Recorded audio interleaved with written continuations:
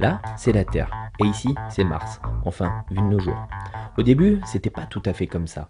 Il y a 4,5 milliards d'années, à l'époque où le système solaire était encore en formation, ça devait plutôt ressembler à ça, une énorme quantité de matière gravitant autour d'une jeune étoile, notre Soleil.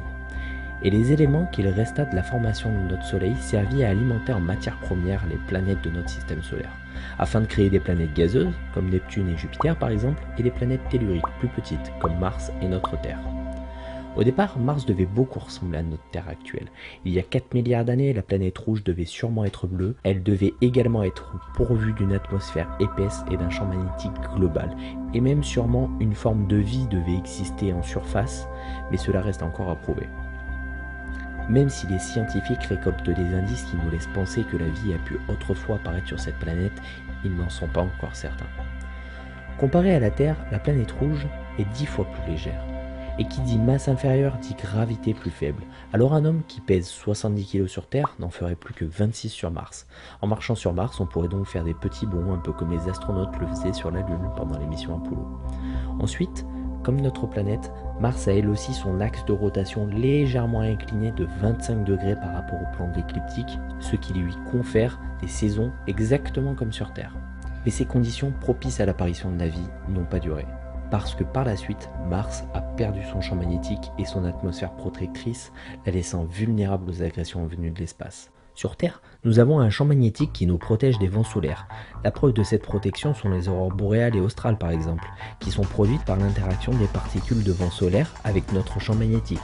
Mars, n'ayant aujourd'hui qu'un champ magnétique rémanent insuffisant pour la protéger, elle se fait littéralement souffler son atmosphère par les vents solaires, et un long processus d'érosion et d'oxydation fait de Mars la planète rouge qui nous est familière. Passons maintenant à la comparaison entre l'air que nous respirons sur Terre et l'air martien.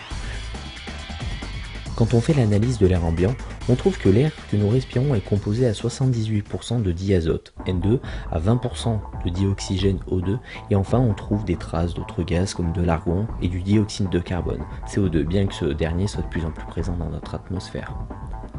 Voici maintenant un diagramme qui présente les différents états de l'eau en fonction de la pression et de la température ambiante.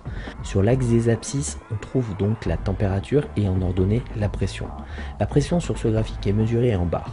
Un bar représente une fois la pression atmosphérique terrestre, soit en moyenne 1013 hectopascales.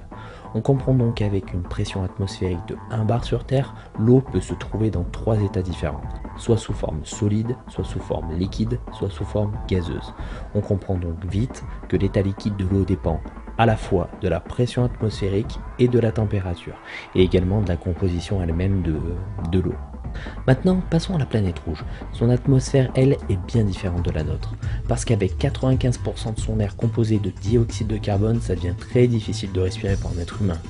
On trouve également dans cet air 2,7% de diazote et 1,6% d'argon. Pour ce qui est de la pression atmosphérique de la planète rouge, celle-ci est en moyenne égale à 636 pascal, c'est-à-dire qu'elle est 160 fois plus faible que sur la Terre.